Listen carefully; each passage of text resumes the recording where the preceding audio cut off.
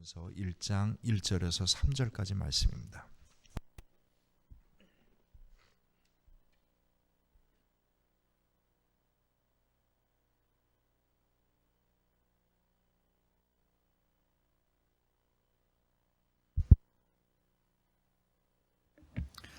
고린도전서 1장 1절에서 3절 저와 여러분들이 함께 교독합니다. 하나님의 뜻을 따라 그리스도 예수의 사도로 부르심을 받은 바울과 형제 소스테네는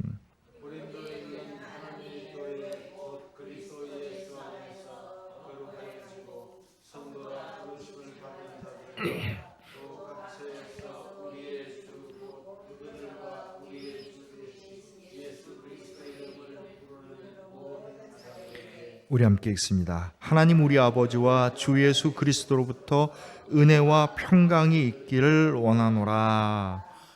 아멘. 우리 이제 지난주까지 로마서가 강해 중에서 이제 가장 중요한 부분이었던 8장까지를 마치고요. 이번 주는 뭐 특별하게 주제가 있지 않는 이상에는 고린도전서를 쭉 강해를 하려 합니다.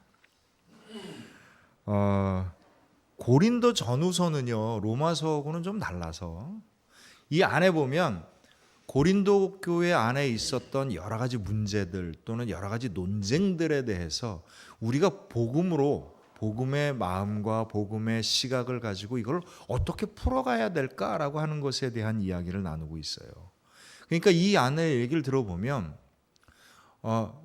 우리가 하나님의 말씀을 도대체 우리들의 상황 속에서 우리가 이 말씀을 도대체 어떻게 구체적으로 적용해야 될까라고 하는 것을 배우는 이야기이기도 합니다. 얼핏 보면 고린도 교회라고 하는 하나의 교회 안에서 일어난 문제이다라고 생각하기가 쉽습니다. 그리고 우리는 아니다라고 생각하기가 쉽습니다. 근데 이게 왜 성경에 들어가 있겠어요? 옛날에 그런 얘기가 있었다라고 우리에게 전해주는 겁니까? 아니죠. 하나님 말씀, 성경 말씀은 읽을 때 누구에게 주시는 말씀이에요?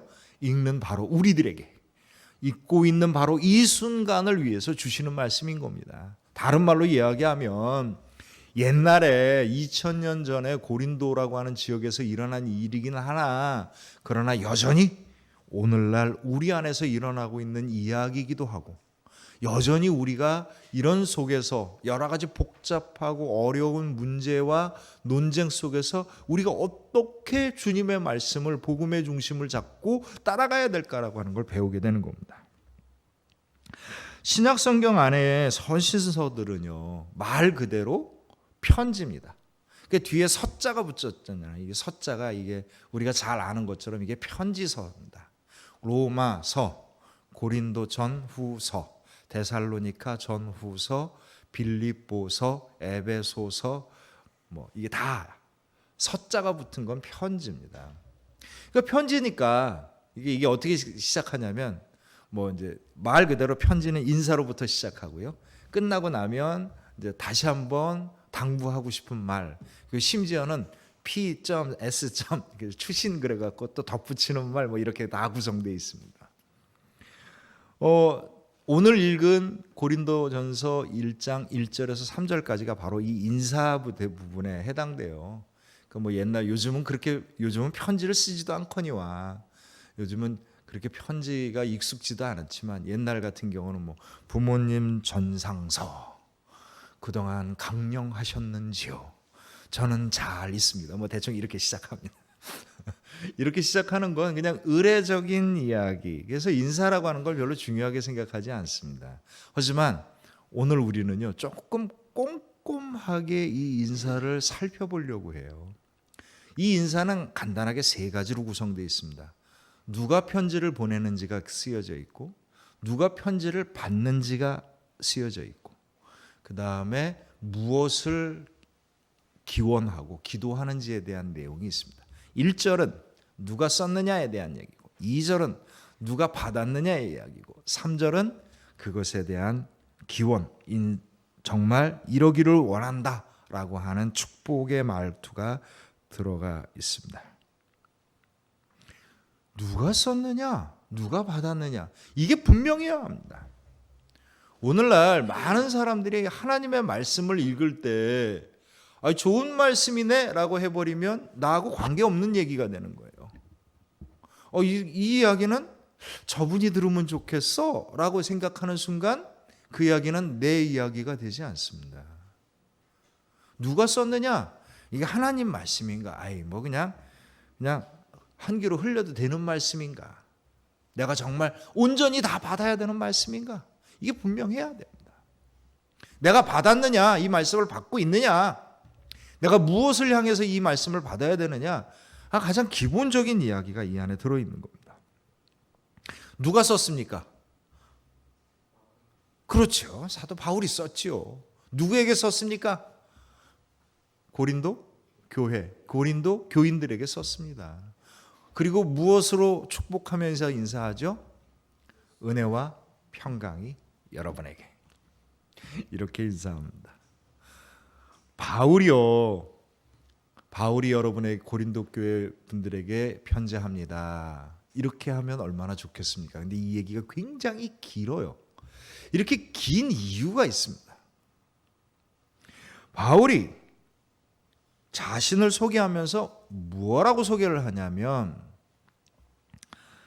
하나님의 뜻을 따라 그리스도 예수의 사도로 부르심을 받은 바울은 이렇게 얘기합니다. 바울이 어떤 사람이에요? 하나님의 뜻을 따라 사도로서 부르심을 받은 사람이에요.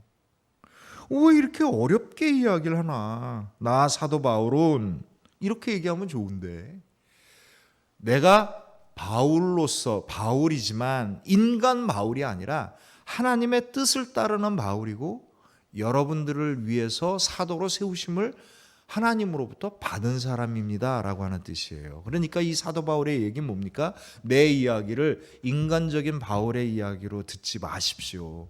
하나님의 뜻에 따라 여러분들을 인도하는 사도로서의 나의 이야기를 들으십시오. 이런 얘기가 되는 겁니다. 사도라고 하는 건 일종의 직분입니다. 오늘 식으로 얘기하면 직분이지요. 그런데 그는 자기의 직분을 이야기를 하면서 꼭 덧붙여 이야기하는 게 있습니다. 하나님의 뜻을 따라 예수 그리스도의 사도로 부르심을 받았다는 거예요. 하나님으로부터 부르심을 받았다는 겁니다. 우리가 갖고 있는 직분은요, 어떤 형태로 직분이 세워졌는지는 모르나 그러나 중요한 것은, 분명한 것은 하나님으로부터 세움을 받았다라고 하는 겁니다. 그건 목사뿐 아니고요, 장로님도 마찬가지고 권사님들도 마찬가지고 집사님들도 다 마찬가지예요. 이건 사도 바울에게만 해당되는 이야기가 아니라 우리 모든 직분자들에게 해당되는 겁니다. 모든 직분자는 하나님으로부터 세움을 받은 겁니다. 목사는요, 보통 이제 이게 교회 조직들이 달라갖고 우리 장로교는 노회라고 합니다. 근데 이제 뭐 성결교나 감리교나 침례교는 이제 지방회라고 이야기를 하죠. 목사는 본래 노회와 지방회 소속입니다. 이유는즉슨 뭐냐면 그게 일정한 지역의 하나의 교회이기 때문에 그래요. 하나의 교회인데 이곳에서 각자 교회에 있는 예배당이 있는 곳으로 파송을 한 겁니다. 헌법으로는 그렇게 되어 있습니다만 사실은요 개교회들이 목사를 청빙을 하거나 아니면 목사 스스로 교회를 세우거나 합니다. 어쨌든 행정적인 의미는 그렇습니다. 장로님, 권사님, 집사님은 노회 소속이 아니라 어디 소속이에요? 교회 소속입니다. 그래서 교회로부터 세움을 받고 교회로부터 일들을 맡겨진 겁니다. 그런데 이게 어떤 행정적인 절차에 걸쳐서 목사가 라이센스를 따든 아니면 장로님, 권사님, 집사님들이 교회로부터 세움을 받든 그게 중요한 게 아니고요. 그건 뭐 당연히 절차에 따라서 해야 되겠지요. 제일 중요한 건 뭐겠습니까? 누가 어떤 직분에 세워지든지 간에 그것이 하나님의 뜻에 따라 주의 명령을 감당하기 위해서 세워졌다라고 하는 겁니다. 이것이 바로 직분입니다. 이 직분에는요, 이 직분은, 그래서 이 직분을 감당을 할 때 가장 핵심적인 건 뭡니까? 하나님이 나를 왜 부르셨을까? 내가 어떻게 하기를 원하셨을까? 이것에 대해서 응답을 해야 되는 겁니다. 누가 내 주변에서 있다 할지라도 그것이 중요한 게 아니라, 누가 나를 어떻게 생각하느냐가 중요한 게 아니라, 누가 나로 하여금 이렇게 하기를 원한다고 하는 게 중요한 게 아니라, 하나님이 나를 왜 이 직분을 맡기셨고 내가 이 직분에 대해서 어떻게 응답해야 되느냐라고 하는 것이 분명해야 되는 겁니다. 사도 바울이 스스로 애를 써가지고 이방인 사도라고 하는 지위를 얻었어요. 사실 그는 이미 남들이 인정하기 전부터 이방인의 사도로서 활동을 했었지만 공식적으로 인정을 받았습니다. 내가 예루살렘 공회에서 공식적으로 인정받았습니다, 이렇게 얘기하지 않아요. 왜 그렇겠습니까? 그가 직분을 감당하는 이유는 누가 나를 인정해주고 누가 나를 세워줬기 때문이 아니라 하나님이 나를 부르셨고 하나님께서 나에게 그 역할을 맡기셨기 때문인 겁니다. 사도 바울이 사도로서 역할을 할 때 참 고달픈 삶을 삽니다. 고생도 많이 했고요. 굶주림에도 겪었고 매도 맞기도 하고 죽을 뻔한 고비도 여러 번 넘겨요. 근데 제일 속상한 거는요, 사도 바울이 사도로서 인정을 못 받을 때가 제일 속상합니다. 많이 그랬거든요. 얼마나 본인은 참 당당해요. 사도 바울의 글을 읽어보면은 이 사람은 구김이 없는 것 같아요. 나도 꼭 그러고 싶은데 구김이 없는 것 같아요. 뭐 언제든지 뭐 그냥 당당하게 힘있게 위로하고 나아갑니다. 그런데 사실 그의 속은요 엄청나게 힘들었을 거예요. 슬프고 외로움이 아마 그를 굉장히 크게 좌우했을 거라고 생각되어집니다. 그런데 사도 바울은요, 그가 슬프고 외로움을 겪지 않아서가 아니라 그는 그가 겪었던 슬픔과 괴로움과 외로움보다 하나님이 나에게 주시는 은혜가 더 컸기 때문에 그는 당당하고 그는 언제나 하나님의 은혜 가운데 힘있게 살아갈 수 있게 된 겁니다. 우리가 어떤 직분을 맡아서 나에게 주어진 소명을 감당할 때 우리가 정말 언제나 당당하고 언제나 힘있고 그런 것은요, 우리가 구김살이 없는 성격이고 원래 성격적으로 낙천적이고 원래 가진 게 많고 넉넉해서가 아니고요. 내가 겪고 있는 슬픔과 내가 겪고 있는 이 괴로움과 내가 겪고 있는 이 외로움보다 하나님께서 주시는 은혜가 더 클 때 우리는 이 직분을 온전히 감당할 수 있게 되는 겁니다. 그렇기 때문에 사도 바울은 내가 이 직분을 감당하는 것은요, 하나님이 나를 부르셨고 내가 그 역할을 마땅히 감당할 만한 사람이기 때문에 이것을 감당합니다 라고 말을 할 수 있게 되는 겁니다. 그가 이 직분에 분명해질 수 있었던 까닭은요, 물론 구체적인 상황으로 들어가면 굉장히 복잡 다단한 일들이 있고 어떻게 해야 될까 헷갈리는 것도 있고 고민스러울 때도 많이 있었지만 사도 바울에게는 분명한 게 있었어요. 뭡니까? 하나님의 뜻이 나에게 함께 하는 겁니다. 주님께서 부르신 뜻이 분명하기 때문에 그걸 향해 잡고 가는 거죠. 이게 사도 바울이 그 직분을 훌륭히 감당할 수 있었던 이유였던 겁니다. 사도 바울이 대단한 인간이기를 우리는 자꾸 바라는 마음들이 있지만 별 볼 일 없어요. 우리하고 별 차이 없습니다. 물론 지식적으로나 성격적으로나 우리가 본받을 만한 점은 굉장히 많으나 그렇다고 해서 엄청나게 우리하고 질이 다른 사람은 아닙니다. 단지 가장 중요한 것은 그가 하나님의 부르심에 집중했었고 하나님이 공급하시는 능력에 의존했었고 주께서 주시는 은혜와 능력 가운데 살 수 있었기 때문에 그 일들을 감당할 수 있었던 겁니다. 우리가 직분을 감당할 때, 맡은 바 나에게 주신 소명을 감당할 때 사도 바울처럼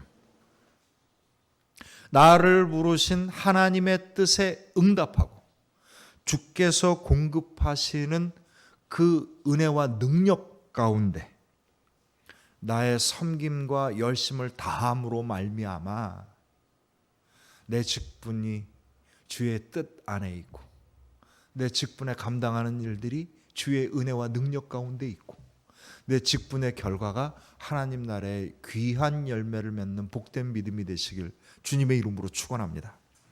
모든 직분은 하나님께로 부르심을 받았습니다. 그때 나는 주님의 부르심에 응답하는 겁니다. 이게 직분자들의 소명입니다. 우리에게는 다 하나님께서 뜻을 주셨습니다. 그때 주님의 뜻을 내가 꼭 붙잡고 나의 모든 헌신과 열심과 섬김을 다 드리는 것, 이것이 바로 직분자들의 소명입니다. 우리에게 맡겨진 귀한 직분들, 그건 사람마다 다 달라요. 다 다릅니다. 다 다릅니다. 같을 수가 없고요. 어떤 건 대단히 크고 어떤 건 대단히 작고 그런 거 없습니다. 다만 그 사람에 맞게 하나님께서 맡겨주신 목이겠지요.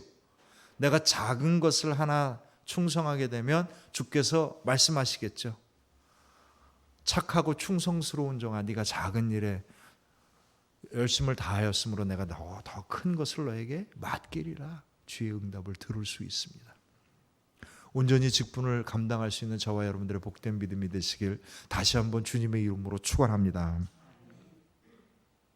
바울이요, 그런 바울이 이 말씀을 받아야 되는 사람들에 대해서 이야기를 합니다. 고린도 교회 안에 있는 고린도 교인들에게 편지합니다. 이러면 얼마나 간단하고 좋겠어요. 얘기가 또 길어집니다. 그 길어진 이야기를 읽어보면 고린도에 있는 하나님의 교회, 그냥 교회도 아니고 하나님의 교회, 곧 그리스도 예수 안에서 거룩하여지고 성도라 부르심을 받은 자들과 또 각처에서 우리 주 곧 그들과 우리의 주 되신 예수 그리스도의 이름을 부르는 모든 자들에게, 이것을 세 가지로 요약을 하면 첫째는요, 거룩하여지는 사람들입니다. 그리고 성도라고 부르심을 받은 사람이고요, 예수 그리스도의 이름을 부르는 사람들입니다. 이 사람들이 뭐예요? 하나님의 교회의 교인들입니다. 하나님의 교회 교인들은 거룩해지는 사람들인 거고요, 성도로서 부르심을 받은 사람들이고, 그리고 예수 그리스도의 이름을 부르는 사람들입니다. 다시 한번 할까요? 되게 중요합니다. 하나님의 교회에 하나님의 교인이란 어떤 사람들이냐면 거룩해져 가는 사람들이고 성도로서 부르심을 받은 사람들이고 예수 그리스도의 이름을 부르는 사람들입니다. 우리가 그 사람이 되어야 되는 거고요, 그 사람들이 되기 위하여 고린도전서를 읽는 겁니다.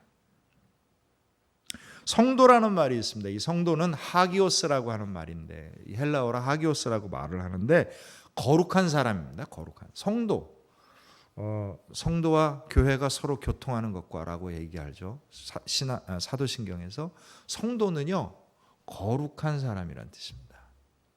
그러니까 이제 우리가 보통 교회에서 얘기할 때는 장로님은 장로님이라고 부르고, 권사님은 권사님이라고 부르고, 목사님은 목사님이라고 부르고, 집사님은 집사님이라고 부르고, 직분이 없는 분들을 성도님 이렇게 부릅니다.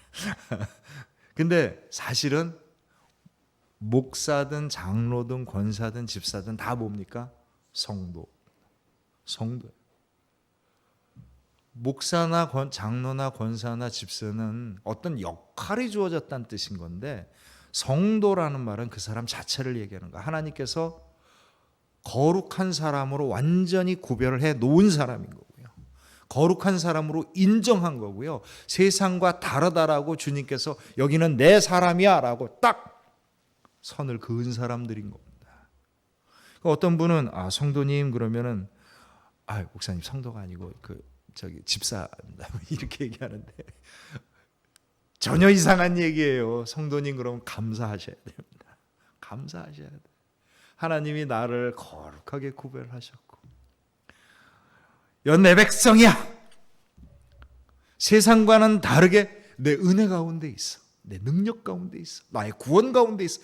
이게 성도입니다. 이게 성도. 여러분 성도라고 불리우는 것을 감사하셔야 돼요. 기뻐하셔야 합니다. 근데 성도로 부르심을 받은 거예요.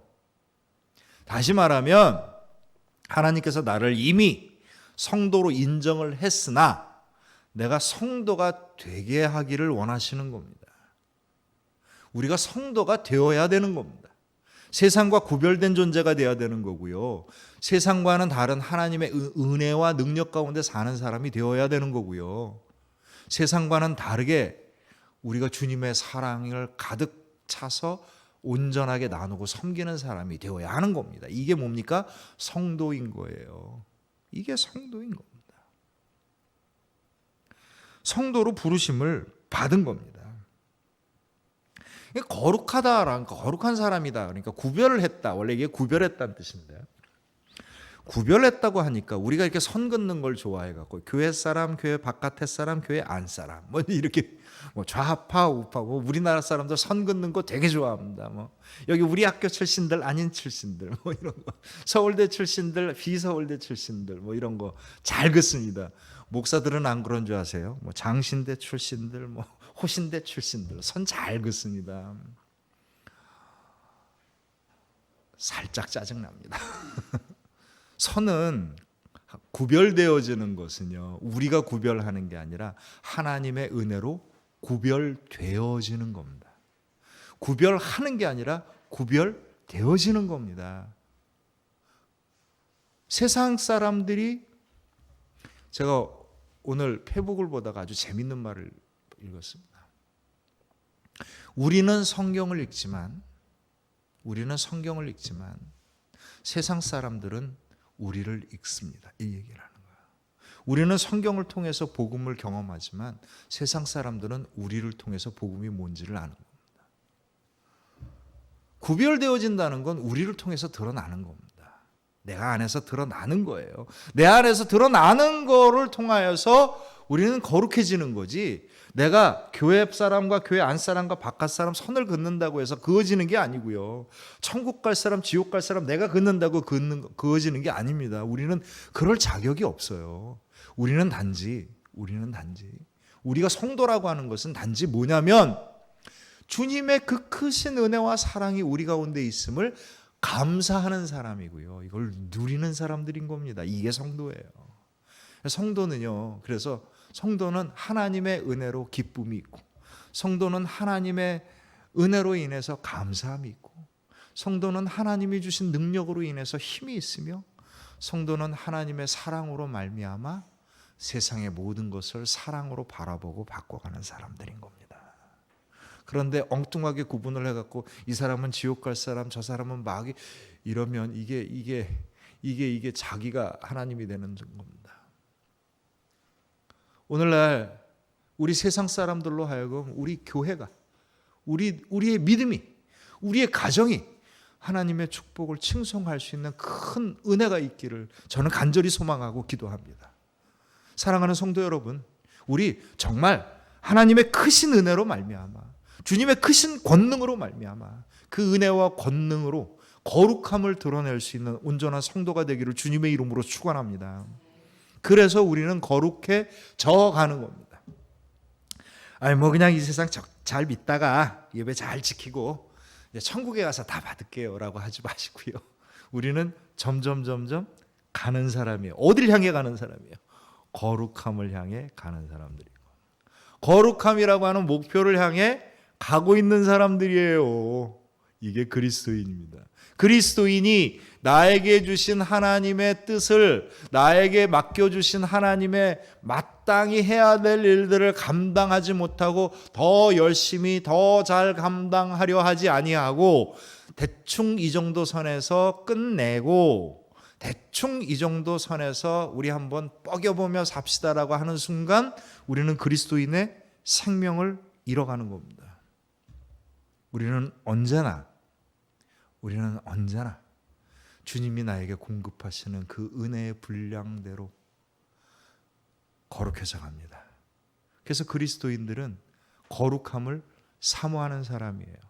왜 거룩함을 사모하냐면 내가 남들보다 높은 지위에 올라갔다는 뜻이 아니라 거룩해진다는 게 뭐예요? 하나님의 은혜와 권능이 내게 임한다는 걸 뜻하기 때문에 우리는 거룩함을 사모하는 사람들입니다. 여러분 저를 한번 따라하십시오. 나는 거룩한 사람입니다. 자, 우리 옆에 있는 거룩한 사람들을 한 번씩 봅시다. 거룩한 사람들 한번 보시고 다시 한번 합니다. 나는 거룩한 사람입니다. 나는 거룩해져 가는 사람입니다. 말씀대로 사십시오. 말씀의 인도하심을 받으십시오. 아무 문제가 없습니다. 그들이 예수 그리스도의 이름을 부른다고 이야기합니다. 이름을 부른다는 게 무슨 뜻이냐면 우리는 이름을 부른다라고 하는 게 예수 딱 이렇게 얘기하다. 이것도 중요합니다. 모든 믿음은요 입술의 고백으로부터 시작하는 겁니다. 분명해야 돼요. 예수 그리스도 뭐 어떤 목사님들 하여간 악센트 정말 독특하다. 예수 그리스도 뭐 이렇게 뭐 하는데 전 그건 잘 안 되고요. 입술로서 분명히 고백을 해야 되는 것 이게 시작이긴 하나 이름을 부른다는 게 무슨 뜻입니까? 예수 그리스도를 따라 산다는 겁니다. 예수 그리스도의 말씀을 따라 산다는 이야기예요. 이게 이름을 부르는 겁니다. 그냥 심심할 때 그냥 한마디씩 하는 게 아니고 기도할 때 내가 원하는 거 있을 때만 예수를 찾는 게 아니고요. 예수 그리스도께서 하신 말씀을 예수 그리스도께서 보여주셨던 삶을 따라간다는 거예요. 이게 이름을 부르는 겁니다. 내가 예수 그리스도를 따라서 내가 예수 그리스도의 은혜 가운데 살아가게 되면 사람들은 나를 통해서 무엇을 경험하는 겁니까? 예수 그리스도의 은혜를 경험하는 겁니다. 그런데 내가 예수 그리스도를 간절히 원한다고 이야기를 하면서 예수 그리스도와 관계가 없는 삶을 살아간다면 세상 사람들은 누구를 보는 겁니까? 그냥 인간 한창승이를 보는 겁니다. 사도 바울이 고린도 교회에게 분명히 고린도 교회 사람들이 가야 될 길을 지금 보여주고 있는 겁니다. 여러분들 하나님께서 거룩하게 여러분들을 구별하셨으니 여러분들은 이제 그 거룩함의 권능 아래 그 거룩해지도록 살아가십시오. 그것은 바로 예수 그리스도께서 주신 말씀과 삶을 따라 사는 삶입니다. 이 얘기를 하고 싶은 겁니다. 이 이야기가 오늘날 우리에게도 하시는 말씀이에요. 교회를 다니는 사람들아, 입술로 예수를 믿는 사람들아, 예수 그리스도를 따라 그 권능과 은혜 가운데 살아라. 이런 말씀입니다. 저는 우리 생명나무 교회를 늘 기쁘고 감사하고 저는 행복합니다. 근데 이 행복이 좀 더 커졌으면 좋겠어요.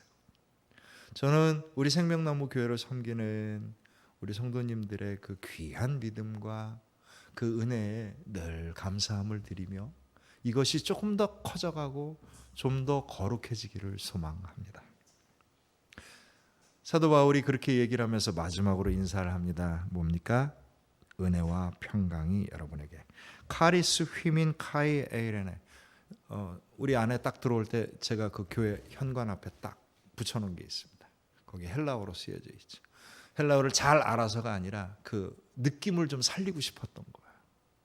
은혜와 평강이 여러분에게. 은혜와 평강이 여러분에게 있을지어다. 우리는 하나님의 은혜로 살아가는 사람들입니다. 우리는 하나님의 은혜를 사모하는 사람들이고요.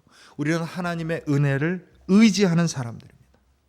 주님의 은혜가 우리 가운데 있었을 때 주님의 은혜로 우리들의 어려움이 극복되어지고 우리들의 문제가 해결되어지고 우리가 주의 은혜 가운데 힘을 얻고 주의 은혜 가운데 지혜를 얻으며 주의 은혜 가운데 복을 얻음으로 말미암아 진정한 평화가 이루어지는 겁니다. 그래서 교회를 은혜와 평화가 이루어지는 곳이고요. 그래서 저는 우리 교회를 뭐라고 부르냐면 은혜와 평화의 공동체라고 부릅니다.